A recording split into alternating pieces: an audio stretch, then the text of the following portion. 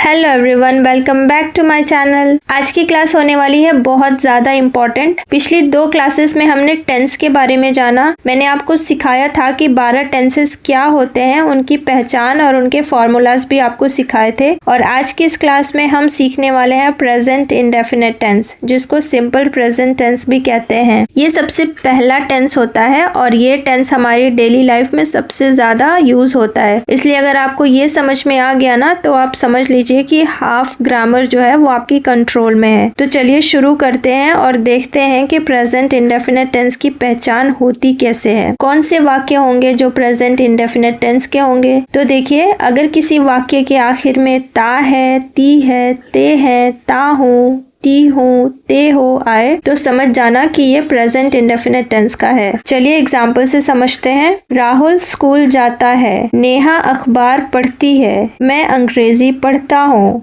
वे TV देखते हैं। तो देखिए, इन सारे वाक्य के आखिर में ता है, ती है, ता हूँ, ते है आ रहा है। तो इस तरह के सेंटेंसेस प्रेजेंट इंडेफिनिट टेंस के होंगे। ठीक है। सो फ्रेंड्स, अब तक आपने ये क्लियर समझ लिया कि अगर सेंटेंस के अंत में ता है, ती है, ते है आता है तो वहाँ प्रेजेंट इंडेफिनिट टेंस का स्ट्रक्चर यूज होता है। लेकिन अब सबसे इम्पोर्टेंट ये समझना जरूरी है कि हम लोग प्रेजेंट इंडेफिनिट टेंस का यूज कब और कहाँ करते हैं। तो चलिए ये समझते हैं कि प्रेजेंट इंडेफिनिट टेंस का एक्चुअल यूज क्या है। When to use present indefinite tense। तो देखिए, इस टेंस का यूज हम करते हैं habits, daily routine, universal truth और जनरल फैक्ट्स बताने के लिए। ठीक है। तो देखिए, हैबिट का मतलब होता है आदत, वो काम जो हम रोज़ करते हैं बिना सोचे। जैसे मैं रोज़ सुबह चाय पीती हूँ, ये मेरी आदत है। तो अगर आप अपनी हैबिट के बारे में बात करेंगे तो आप प्रेजेंट इंडेफिनिट टेंस का यूज़ करेंगे। अगला है डेली रूटीन, मतलब जो काम हम डेली बेसिस पे करते हैं। जैसे मैं रोज़ सुबह उठती हूँ, मैं रोज़ सुबह ब्रश करती हूँ, मैं रोज़ सुबह स्कूल जाती हूँ। तो जो काम हम रोज़ करते हैं वो हमारी डेली रूटीन होती है। तो इस तरह के वाक्य बनाने के लिए भी हम प्रेजेंट इंडेफिनिट टेंस का यूज़ करेंगे। अगला है यूनिवर्सल ट्रूथ, यानी कि सार्वभौमिक सत्य, मतलब ऐसी बातें जो हर समय सत्य होती हैं, जिन्हें कोई बदल नहीं सकता। एग्जाम्पल से समझिए, जैसे कि सूरज पूरब दिशा से उगता है, पृथ्वी सूर्य के चारों ओर घूमती है, पानी 0 डिग्री सेल्सियस पर जम जाता है। तो ये सारे सार्वभौमिक सत्य हैं, इन्हें कोई बदल नहीं सकता। अब देखते हैं जनरल फैक्ट। ये ऐसे वाक्य होते हैं जो किसी सामान्य सच्चाई या जानकारी को बताते हैं। जैसे शिक्षक छात्रों का मार्गदर्शन करते हैं, डाकिया चिट्ठियां पहुंचाता है। ठीक है। तो याद रखिए, जब बात होती है आदतों की, रोजमर्रा के कामों की, सार्वभौमिक सत्य की या सामान्य तथ्यों की, तो वहां पर हमेशा प्रेजेंट इंडेफिनिट टेंस यूज होता है। सो फ्रेंड्स, अब तक हमने समझ लिया कि प्रेजेंट इंडेफिनिट टेंस कहाँ कहाँ यूज होता है। अब बारी है सेंटेंसेस बनाने की। तो देखिए, इस क्लास में हम 4 टाइप के सेंटेंसेस बनाना सीखेंगे। पहला है अफर्मेटिव पॉजिटिव सेंटेंसेस, दूसरा है नेगेटिव सेंटेंसेस, तीसरा है इंटेरोगेटिव सेंटेंसेस और चौथा नेगेटिव इंटेरोगेटिव सेंटेंसेस। तो चलिए शुरू करते हैं। सबसे पहले अफर्मेटिव सेंटेंसेस, यानी कि सकारात्मक वाक्य। तो देखिए, अफर्मेटिव सेंटेंसेस वो होते हैं जिसमें किसी बात को सकारात्मक पॉजिटिव तरीके से कहा जाता है, यानी जिन वाक्यों में कोई काम होने की बात की जाती है, ऐसे सेंटेंसेस में ना, नॉट जैसा नेगेटिव वर्ड नहीं होता है और ना ही क्वेश्चन मार्क यानी कि प्रश्नवाचक चिन्ह होता है। सबसे पहले इसका स्ट्रक्चर देख लेते हैं। तो अफर्मेटिव सेंटेंसेस बनाने के लिए हम सबसे पहले यूज करते हैं सब्जेक्ट, उसके बाद वर्ब का फर्स्ट फॉर्म एस या ईएस के साथ और लास्ट में आएगा ऑब्जेक्ट। सो फ्रेंड्स, ये रूल, ये स्ट्रक्चर बहुत छोटा सा सिंपल सा है, लेकिन सबसे ज़्यादा कंफ्यूजन यहीं पर आता है कि एस या ईएस का यूज़ कहाँ करना है और कहाँ नहीं। यही वो पॉइंट है जहाँ मैक्सिमम स्टूडेंट्स गलती कर देते हैं। तो चलिए इस रूल को सिंपल तरीके से समझ लेते हैं। तो देखिए, जब भी सेंटेंस में सब्जेक्ट ही, शी, इट या सिंगुलर सब्जेक्ट, यानी कि जब सब्जेक्ट कोई एक होगा, तो वहाँ पर हम मेन वर्ब के साथ एस या ईएस का यूज़ करेंगे। इसके अलावा जितने भी सब्जेक्ट्स होंगे, जैसे आई, यू, वी, दे और प्लूरल सब्जेक्ट्स मतलब दो या दो से ज्यादा, तो वहाँ पर वर्ब के फर्स्ट फॉर्म के साथ एस या ईएस का प्रयोग नहीं होगा। सो फ्रेंड्स, अब तक आपने ये समझ लिया कि अगर हमारा सब्जेक्ट प्लूरल है तो एस या ईएस नहीं लगेगा, और अगर सब्जेक्ट सिंगुलर है तो एस या ईएस में से कुछ भी लगा देंगे। लेकिन अब ये समझना बहुत जरूरी है कि एस या ईएस लगाने के कुछ नियम होते हैं, कुछ रूल्स होते हैं। तो देखिए, क्रिया यानी कि मेन वर्ब के आखिरी अक्षर अगर O, X, S, S H, C H, S S होगा तो एस के बजाय ईएस लगेगा। एग्जाम्पल से समझते हैं। तो देखिए, गो, गो में लास्ट लेटर है ओ, तो इसके साथ हम ईएस लगाते हैं तो गो बन जाता है गोज। ऐसे ही वॉश, इसके अंत में भी एस एच आया है तो इसके साथ भी हम ईएस जोड़ देते हैं तो वॉश बन जाता है वॉशेस। ऐसे ही देखिए, कैच में लास्ट में सी एच है तो हम इसमें भी ईएस लगाएंगे तो कैच बन जाएगा कैचेस। टीच के एंड में भी सी एच है तो इसमें भी हम ईएस लगाते हैं तो टीच बन जाता है टीचेस। सिमिलरली, फिक्स के आखिर में एक्स है तो इसमें भी हम ईएस लगाते हैं तो फिक्स बन जाता है फिक्सेस। ठीक है, तो इस तरह आपने देखा, गो बन जाता है गोज, वॉश बन जाता है वॉशेस, कैच बन जाता है कैचेस, टीच बन जाता है टीचेस और फिक्स बन जाता है फिक्सेस। और ये सब तब होता है जब हमारा सब्जेक्ट सिंगुलर होता है। ठीक है, अब देखिए, एस या ईएस लगाने का दूसरा इम्पोर्टेंट रूल ये कहता है कि अगर किसी मेन वर्ब के आखिर में वाई आता है तो वाई को बदल देते हैं आई में और ईएस जोड़ देते हैं। इसको भी एग्जाम्पल से समझते हैं। तो देखिए, क्राई, क्राई में अंत में वाई आया है तो वाई को बदल देंगे आई में और आगे ईएस जोड़ देंगे तो क्राई बन जाएगा क्राइज। ऐसे ही फ्लाई में लास्ट में वाई है तो इसको भी बदल देंगे आई में और आगे जोड़ देंगे ईएस तो फ्लाई बन जाएगा फ्लाइज। ट्राई में भी वाई है तो इसको भी बदल देंगे आई में और आगे ईएस जोड़ देंगे तो ट्राई बन जाएगा ट्राइज। और कैरी में भी लास्ट में वाई है तो इसको भी आई में बदल देंगे और आगे ईएस ऐड कर देंगे तो कैरी बन जाएगा कैरीज। लेकिन ध्यान रखिए, अगर वाई से पहले वॉवेल आता है तो फिर वाई नहीं बदलता, बस एस जोड़ देते हैं। तो आपको पता है कि वॉवेल 5 होते हैं, ए, ई, आई, ओ, यू। इसका मतलब आपका जो भी वर्ब है उसमें अगर आखिर में वाई है और वाई से पहले इन 5 वॉवेल में से कोई भी आ रहा है तब वाई जो है वो आई में नहीं बदलेगा, तब सिर्फ वाई के साथ वहां पर एस जोड़ देंगे। एग्जाम्पल से समझते हैं। तो देखिए, प्ले, प्ले में आखिर में वाई है लेकिन वाई से पहले वॉवेल ए है तो यहाँ पर वाई को आई में नहीं बदलेंगे, सिंपली वाई के बाद एस जोड़ देंगे तो प्ले बन जाएगा प्लेज। तो ऐसे ही इंजॉय में लास्ट में वाई है लेकिन वाई से पहले ओ है, एक वोवेल है तो वाई के आगे हम एस जोड़ देंगे, यहाँ पर भी वाई आई में नहीं बदलेगा। ऐसे ही बाय, बाय में भी लास्ट में वाई तो है लेकिन वाई से पहले एक वोवेल है तो यहाँ पर भी वाई के साथ हम सिंपली एस को जोड़ देंगे। तो चलिए अब हम अफर्मेटिव सेंटेंसेस बनाना सीखते हैं। तो इसका रूल आपने समझ लिया है कि सब्जेक्ट के साथ वर्ब का फर्स्ट फॉर्म और वर्ब के फर्स्ट फॉर्म के साथ एस या ईएस जोड़ देंगे अगर हमारा सब्जेक्ट सिंगुलर है तो, और उसके बाद आ जाएगा ऑब्जेक्ट। एग्जाम्पल से समझते हैं। हम फिल्में देखते हैं तो यहाँ पर सब्जेक्ट है हम, मतलब सब्जेक्ट जो है वो प्लूरल है, एक से ज्यादा है तो यहाँ पर हम वर्ब के फर्स्ट फॉर्म के साथ एस या ईएस नहीं जोड़ेंगे। तो इस वाक्य को हम सिंपली ऐसे ट्रांसलेट करेंगे, वी वॉच मूवीज।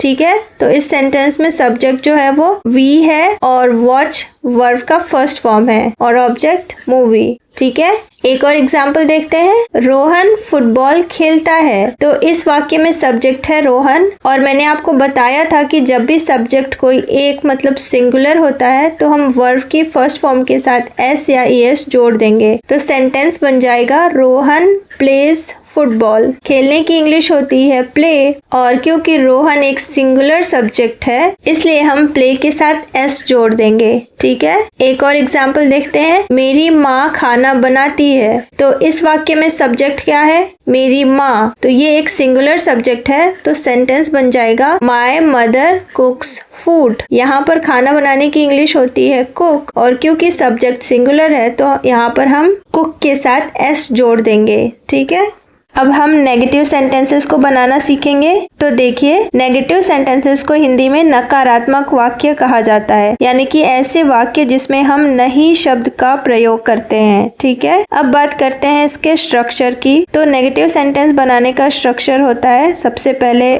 सब्जेक्ट, उसके बाद डू या डज प्लस नॉट, और उसके बाद आता है वर्ब का फर्स्ट फॉर्म, और आखिर में ऑब्जेक्ट। अब यहाँ पर देखिए, अगर हमारा सब्जेक्ट सिंगुलर है जैसे कि ही, शी, इट, या कोई नाम जैसे रोहित, रिया, अमित, तब भी हम वर्ब के साथ एस या ईएस नहीं लगाएंगे। अब बहुत सारे लोग ये गलती करते हैं कि उन्हें लगता है कि सिंगुलर सब्जेक्ट है तो वर्ब के साथ एस या ईएस लगाना चाहिए, लेकिन नहीं, ये गलत हो जाएगा। क्योंकि देखिए, डू, डज, डू में ईएस जोड़ते हैं तो डज हो जाता है, तो डज में ऑलरेडी ईएस है, इसलिए अगर आपने डज का यूज कर लिया तो फिर वर्ब को सिंपल फॉर्म में ही रखेंगे बिना एस या ईएस लगाए।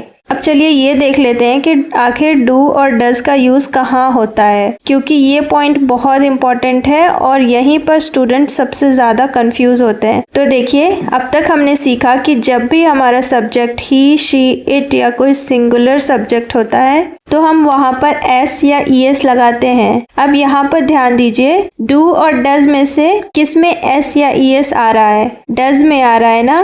तो इसका मतलब है कि जब भी सब्जेक्ट ही, शी, इट या सिंगुलर होगा तो वहाँ पर हम डज का प्रयोग करेंगे, और इसके अलावा जो भी सब्जेक्ट्स हैं जैसे कि आई, वी, यू, दे और प्लूरल सब्जेक्ट्स, उन सब के साथ डू का प्रयोग होगा। ठीक है, एग्जाम्पल से समझते हैं। तो देखिए, रोहन क्रिकेट नहीं खेलता है। तो इस वाक्य में रोहन सब्जेक्ट है, सिंगुलर सब्जेक्ट है, तो यहाँ पर हम क्या यूज करेंगे? डज। तो सेंटेंस ऐसा होगा, Rohan does not play cricket. यहाँ पर डज के बाद नॉट होगा क्योंकि ये एक नेगेटिव सेंटेंस है, और नॉट के बाद वर्ब का फर्स्ट फॉर्म यूज होगा। याद रखिए, सिंगुलर सब्जेक्ट्स के साथ भी एस या ईएस नहीं लगेगा क्योंकि यहाँ पर हमने डज का यूज किया है। एक और एग्जाम्पल देखते हैं, वे नहीं खेलते हैं। अब इस सेंटेंस में सब्जेक्ट प्लूरल है वे, तो जब हमारा सब्जेक्ट प्लूरल होता है तो हम डू का प्रयोग करते हैं। तो सेंटेंस कुछ ऐसा होगा, दे डू नॉट प्ले। अब चलिए इंटेरोगेटिव सेंटेंसेस यानी कि प्रश्नवाचक वाक्य बनाना सीखते हैं। तो सबसे पहले हम इसका कॉन्सेप्ट समझ लेते हैं। तो जो प्रश्नवाचक वाक्य होते हैं वे दो तरह के होते हैं। पहला वो जिसका जवाब सिर्फ हाँ या ना में दिया जा सकता है, जैसे कि क्या वो खाती है, क्या वे पढ़ते हैं, क्या तुम जानते हो। तो इस तरह के सवालों का जवाब हम सिर्फ हाँ या ना में दे सकते हैं। तो इस तरह के सेंटेंसेस को बनाने का स्ट्रक्चर कुछ ऐसा होता है, सबसे पहले डू या डज आता है, उसके बाद सब्जेक्ट, उसके बाद वर्ब का फर्स्ट फॉर्म और उसके बाद ऑब्जेक्ट आता है, और आखिर में क्वेश्चन मार्क जरूरी होता है। एग्जाम्पल देख लेते हैं, क्या तुम जानते हो। तो इस सेंटेंस में सब्जेक्ट है तुम, यू,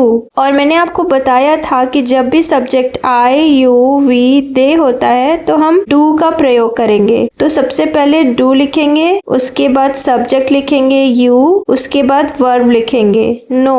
तो सेंटेंस बन जाएगा डू यू नो, और एंड में क्वेश्चन मार्क इज मस्ट। एक और एग्जाम्पल देख लेते हैं, क्या वो खाती है। तो इस वाक्य में सब्जेक्ट वह है, सिंगुलर है, तो यहाँ पर हम डज का यूज करेंगे। तो सेंटेंस बनेगा डज शी ईट। तो इस सेंटेंस में हमने पहले डज लगाया, फिर सब्जेक्ट और फिर वर्ब का फर्स्ट फॉर्म यानी कि ईट। तो सेंटेंस बन गया डज शी ईट। अब इंटेरोगेटिव सेंटेंसेस की दूसरी जो टाइप होती है वो है WH फैमिली वाली, मतलब जिसका जवाब हम सिर्फ हाँ या ना में नहीं दे सकते हैं। इसका जवाब देने के लिए हमें पूरा पूरा सेंटेंस बोलना पड़ेगा। एग्जाम्पल देखते हैं, तुम कहाँ रहते हो, रोहन क्या खेलता है, वे क्या पढ़ते हैं। तो इस तरह के सेंटेंसेस का, इस तरह के सवालों का जवाब हम सिर्फ हाँ या ना में नहीं दे सकते हैं। हमें बताना पड़ेगा कि रोहन क्या खेलता है, हमें बताना पड़ेगा कि वे क्या पढ़ते हैं। तो इस तरह के सवाल सवालों को हम WH फैमिली में रखते हैं। अब WH फैमिली आपको पता है, इसमें बहुत सारे वर्ड्स होते हैं, जैसे कि व्हाट मतलब क्या, व्हेन मतलब कब, व्हाई मतलब क्यों, हाउ मतलब कैसे, वेयर मतलब कहाँ, विच मतलब कौन सा, हुज मतलब किसका, हु मतलब कौन, हुम मतलब किसको। तो ये सारे जो वर्ड्स हैं ये WH फैमिली के होते हैं। अब देखते हैं कि WH फैमिली वाले सेंटेंसेस को बनाने का स्ट्रक्चर क्या होता है। तो देखिए, जो हमने डू डज में स्ट्रक्चर यूज किया है उसके ठीक पहले हमें WH फैमिली को ऐड कर देना है, यानी कि हमें पहले वाले स्ट्रक्चर को बिल्कुल सेम रखना है, बस आगे WH फैमिली का जो भी वर्ड होगा उसको ऐड कर देना है। ठीक है, तो हमारा WH फैमिली का क्वेश्चन बन जाएगा। एग्जाम्पल से समझते हैं। तुम कहाँ रहते हो? यहाँ पर कहाँ के लिए हम WH फैमिली का वर्ड यूज करेंगे वेयर। तो सबसे पहले लिखेंगे वेयर, फिर हम लिखेंगे डू, क्योंकि यहाँ पर सब्जेक्ट यू है, तो सेंटेंस हो जाएगा वेयर डू यू लिव। एक और एग्जाम्पल देखते हैं। रोहन क्या खेलता है? तो यहाँ पर हम WH फैमिली का वर्ड यूज करेंगे व्हाट, और क्योंकि यहाँ पर हमारा सब्जेक्ट जो है वो सिंगुलर है तो हम यहाँ पर डज लगाएंगे। तो सेंटेंस बन जाएगा what does Rohan play. Rohan क्या खेलता है? What does Rohan play. अब देखते हैं लास्ट कैटेगरी, जो कि है नेगेटिव इंटरोगेटिव सेंटेंसेस, यानी कि नकारात्मक प्रश्नवाचक वाक्य। इस तरह के सेंटेंसेस में नहीं भी होता है और सवाल भी होता है। तो चलिए इसका स्ट्रक्चर देख लेते हैं। तो स्ट्रक्चर कुछ ऐसा है। सबसे पहले आता है WH family plus do does plus subject plus not plus verb का फर्स्ट फॉर्म प्लस ऑब्जेक्ट और लास्ट में क्वेश्चन मार्क आता है। ये स्ट्रक्चर सेम है जो हमने अभी सीखा है, बस इसमें सब्जेक्ट के बाद नॉट आ जाएगा। एग्जाम्पल से समझते हैं। क्या रोहन क्रिकेट नहीं खेलता?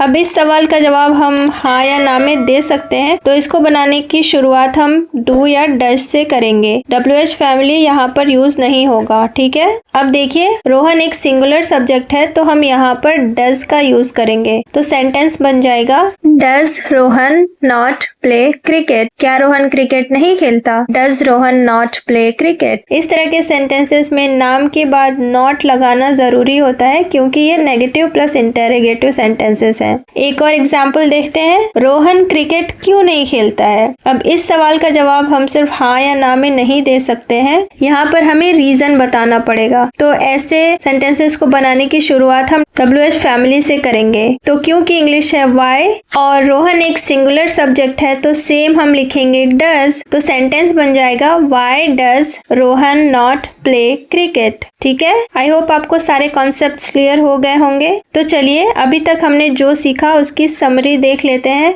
इससे आपकी बेटर अंडरस्टैंडिंग हो जाएगी। तो एक ही सेंटेंस को हम 6 अलग अलग तरीके से सीखेंगे। तो फर्स्ट सेंटेंस है रोहन क्रिकेट खेलता है। Rohan pledge cricket. यहाँ पर रोहन सिंगुलर सब्जेक्ट है तो वाई के साथ एस लग जाएगा। दूसरा है रोहन क्रिकेट नहीं खेलता है। ये नेगेटिव सेंटेंस है तो सेंटेंस बनेगा Rohan does not play cricket. Rohan singular subject है तो उसके साथ डज लगेगा। अगला है क्या रोहन क्रिकेट खेलता है? तो इसका जवाब हम हाँ या ना में दे सकते हैं। तो सेंटेंस बनेगा डज रोहन प्ले क्रिकेट। अगला है क्या रोहन क्रिकेट नहीं खेलता? तो इसमें हम रोहन के बाद सिर्फ नॉट लगा देंगे। तो सेंटेंस बन जाएगा does Rohan not play cricket. अगला है रोहन क्रिकेट क्यों नहीं खेलता है? तो इस सेंटेंस को बनाने की शुरुआत हम करेंगे WH फैमिली के साथ। तो सेंटेंस बनेगा why does Rohan not play cricket. और लास्ट में है रोहन क्रिकेट क्यों नहीं खेलता है। तो ये सेंटेंस नेगेटिव प्लस इंटरोगेटिव है और इस सवाल का जवाब सिर्फ हाँ या ना में नहीं दिया जा सकता। तो ये सेंटेंस ऐसे बनेगा why does Rohan not play cricket. ठीक है, so friends that's all for today. I hope आपको अच्छे से समझ में आ गया होगा। अब मैं आपको एक होमवर्क देती हूँ। मैं आपको एक सेंटेंस देती हूँ, आपको उसको ट्रांसलेट करके कमेंट बॉक्स में लिखना है। तो सेंटेंस है रोहन कहाँ काम करता है। इसका आंसर आप कमेंट बॉक्स में लिखिए और अगर आपके कुछ डाउट्स हैं तो आप कमेंट करके वो भी पूछ सकते हैं। See you in the next one. Take care and bye bye.